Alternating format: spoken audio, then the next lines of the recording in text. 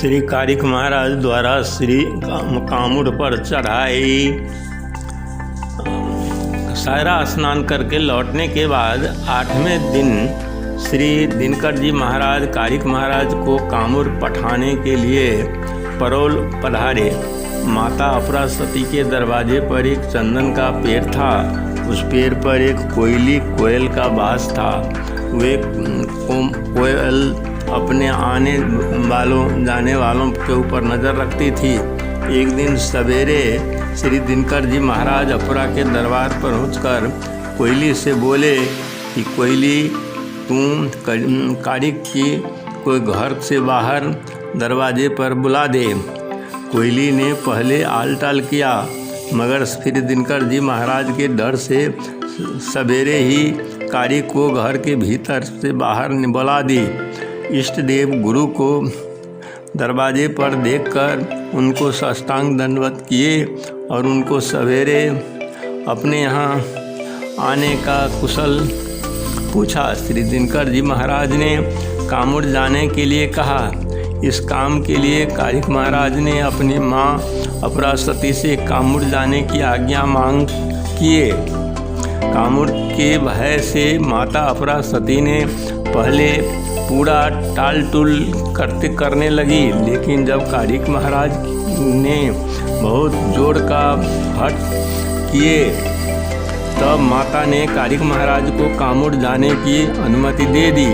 फिर उन्होंने सोचा कि कामुड़ देश परौल से 360 कोस यानी 1025 किलोमीटर की दूरी पर है, अतः वहां पहुंचने के लिए घोड़ा की सवारी ठीक होगा। अपने घोड़सार का कोई भी घोड़ा कारिक महाराज का बाहर नहीं थाम सका। कुछ घोड़े तो मर गए, कोई जख्मी हो गया। तब माता अपरा ने कारिक को आज्ञा दी कि वे पहले इन मरे घोड़ों को जिलाओ, तब जख्मी घोड़ों को तंदुरुस्त करो। ये काम कठिन था, इसलिए कारिक महाराज ने श्री दिनकर जी महाराज का आराधना किए। उनकी आराधना पर श्री दिनकर जी महाराज प्रकट हुए और उनसे बोले कि हे तात, तुम्हारे ही हाथ के कनगुड़िया उंगली में अमृत है, उसी से सब घोड़ा को जिला दो। अपने घोड़सार के सब घोड़े कमजोर ठहरने के कारण माता अपरा ने रैमलपुर के राजा रैमल सिंह से एक अच्छा घोड़ा देने के वास्ते सहयोग मांगा। राजा रैमल सिंह घोड़ा देने के वास्ते राजी हो गए। अतः जब कारिक बाबा राजा के यहाँ जाने लगे तब श्री दिनकर जी महाराज ने रैमल बछेरा मांग करने के लिए बतलाए। रैमल बछेरा बहुत ही बदमाश एवं अनियंत्रित रहने के कारण उसे बंदी बनाकर रखा गया था, क्योंकि रैमल बछेरा का जन्म दूसरी जगह राजा हृदयल के वहाँ हुआ था। जब रैमल बछेरा ने जन्म लिए तभी से वे बहुत बदमाश था और बहुत जनता को नुकसानी पहुँचा चुका था। वह किसी के बस में नहीं हो रहा था। अंत में राजा हृदयल की बहन ने ब्रह्मफांस का प्रयोग किया। ब्रह्मफांस की मर्यादा कायम रखने के लिए उस ब्रह्मफांस में फंस गया।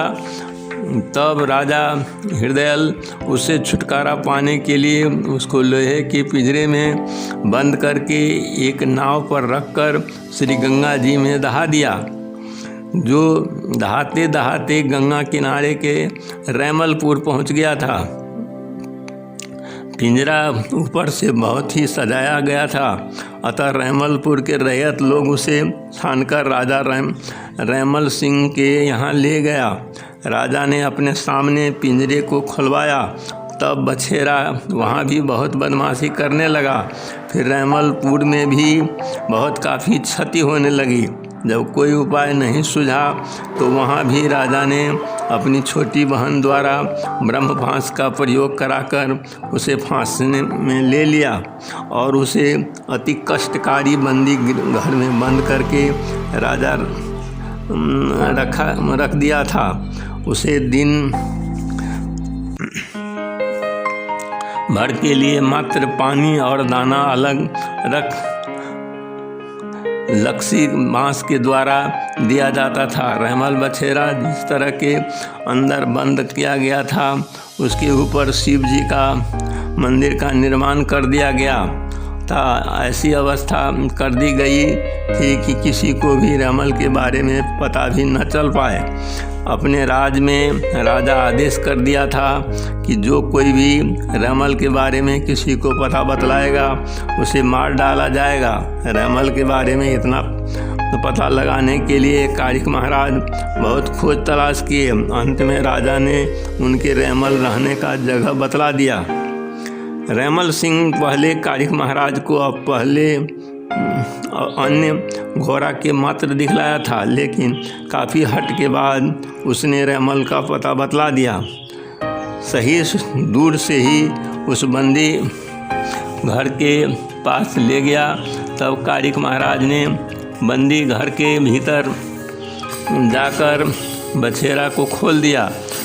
उसे गंगा स्नान कराकर उसके नूरा से उनकी देह को रगड़ गए, उसे खाना पीना खिलाए और सुंदर गदी सजाकर उस पर सवार होकर रहमलपुर के राजा से उस घोड़े का पोशाक मांग किए और उस पर सवार होकर राजपरोल आए। तब माता से कामुड़ जाने की अनुमति मांग किए। सुनौली चादर और रुपौली कुर्ता खरीद किए। श्री कारिक महाराज का रूप अभूतपूर्व निखर गया आया। माता श्री ने फिर यात्रा का सब लक्षण के बारे में पूछा तो उन्होंने सायरा के बारे में सब ठीक बतला दिया। माता श्री ने आज्ञा दे दी और कारिक महाराज कामुड़ के लिए प्रस्थान किए। रास्ते में चैयापुर बस्ती में उन्हें नींद आ गई। रहमल बछड़े को बांधकर गहरी नींद में सो गए। गाय के चरवाहों ने श्री कारिक महाराज को लूटने का प्रयास किया। चैयापुर के राजा ने उस पर्ती को घेर लिया और कारिक महाराज को जगा दिया। तो रहमल पर सवार होकर कारिक महाराज उड़ गए और कहे कि अभी यात्रा पर हूँ, लौटते समय तुम लोगों से निपट लूँगा। कामुड़ के राजा का नाम करिंगा दुसाद था। उसके ड्योढ़ी पर रहमल घोड़े को चमकाने लगे। करिंगा राजा जोगिन के द्वार का पता नहीं बतला रहा था। जब उसे मजबूर कर दिए तब राजा ने लौना जोगिन के द्वारा का रास्ता बतलाया। लौना जोगिन के द्वार पर चंदन का पेड़ लगाया था। जोगिन सब श्रृंगार में सजी हुई थी। पान की बीरा बनाकर उसमें डकरा माहौल रख दी थी। श्री कारिक महाराज लोभ में फंस गए। जोगिन की पलंग पर बैठ गए। जब पान का बीरा खाने लगे तो रहमल ने उछलकर पान खाने से उन्हें बचा लिया।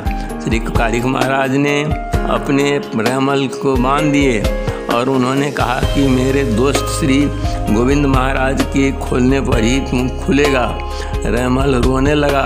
जोगिन श्री कारिक महाराज को सुगा और रहमल को जोग विद्या से भेड़ा बनाकर अपने यहाँ रख ली।